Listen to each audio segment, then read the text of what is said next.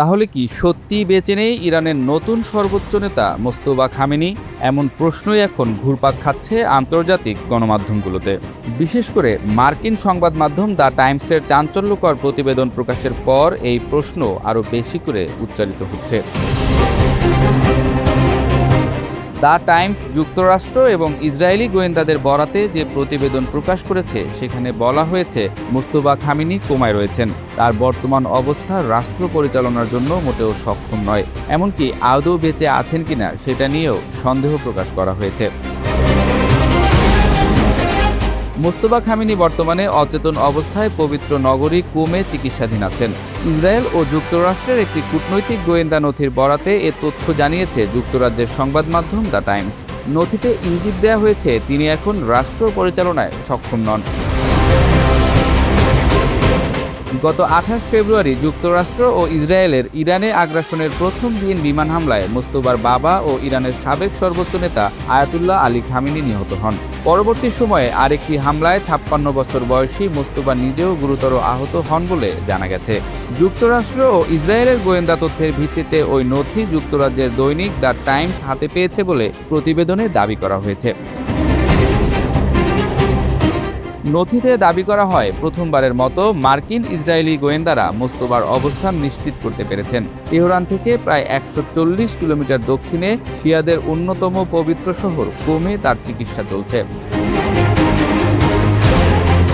গোয়েন্দা নথিতে দাবি করা হয়েছে, মোস্তফা খামেনি কুমে অত্যন্ত সংকটাপন্ন অবস্থায় চিকিৎসাধীন এবং শাসন ব্যবস্থার কোনো সিদ্ধান্ত গ্রহণ প্রক্রিয়ায় অংশ নিতে তিনি এখন সম্পূর্ণ অক্ষম। একই নথিতে দাবি করা হয়েছে, শিয়া ধর্মীয় ক্ষমতার কেন্দ্র হিসেবে পরিচিত কুমেই আয়াতুল্লাহ আলী খামেনিকে দাফন করা হয়েছে অথবা দাফনের প্রস্তুতি চলছে। গোয়েন্দা সংস্থাগুলো সেখানে একটি বড় আকারের মাজার নির্মাণের প্রাথমিক কাজ শনাক্ত করেছে। সেখানে একাধিক কবরের স্থান রাখা হয়েছে বলে ধারণা করা হচ্ছে। সম্ভবত আলী খামেনির পাশে পরিবারের অন্য সদস্যদের, এমনকি মোস্তফাকেও দাফন করার পরিকল্পনা রয়েছে।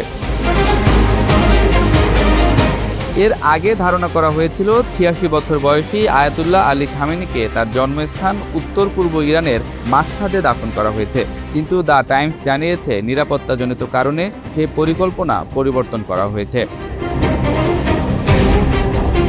নথিতে দাবি করা হয়, গত মার্চের শুরুতে বাবার উত্তরসূরি হিসেবে মনোনীত হওয়ার পর থেকে মোস্তফাকে আজ জনসমক্ষে দেখা যায়নি।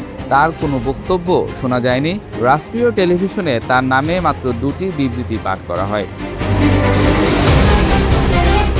যুক্তরাষ্ট্র ও ইসরায়েলি গোয়েন্দা নথিতে আরও দাবি করা হয়, এছাড়া কৃত্রিম বুদ্ধিমত্তা বা এআই ব্যবহার করে তৈরি একটি ভিডিও প্রচার করা হয়েছে, যেখানে তাকে একটি ওয়াশরুমে বসে ইসরায়েলের দিমোনা পারমাণবিক কেন্দ্রের মানচিত্র বিশ্লেষণ করতে দেখানো হয়েছে।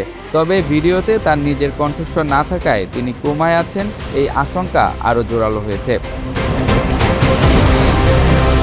বিরোধী গোষ্ঠীগুলোর দাবি, তিনি হাসপাতালে সম্পূর্ণ অচেতন অবস্থায় আছেন। কারো কারো মতে হামলায় তার পা ভেঙে গেছে এবং মুখমণ্ডল মারাত্মকভাবে ক্ষতিগ্রস্ত হয়েছে।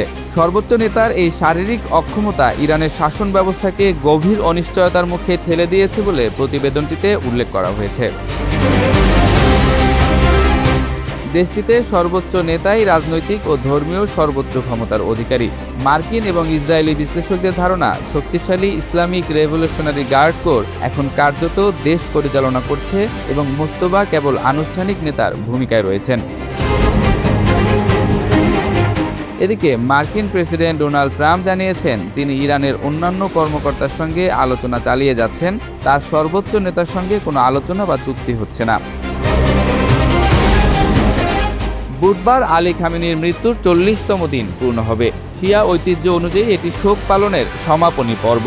মৃত্যুর পরপরই দাফনের রেওয়াজ থাকলেও ইরান সরকার তা পিছিয়ে দিয়েছে বলে দাবি করা হয়েছে ওই প্রতিবেদনে। সেখানে আরও উল্লেখ করা হয়েছে, নজিরবিহীন জনসমাগমের আশঙ্কাই এর মূল কারণ। বিশ্লেষকরা মনে করছেন, দাফন অনুষ্ঠানে সম্ভাব্য হামলার ঝুঁকি এড়াতেই পুরো প্রক্রিয়াটি চরম গোপনীয়তায় সম্পন্ন করার পরিকল্পনা রয়েছে।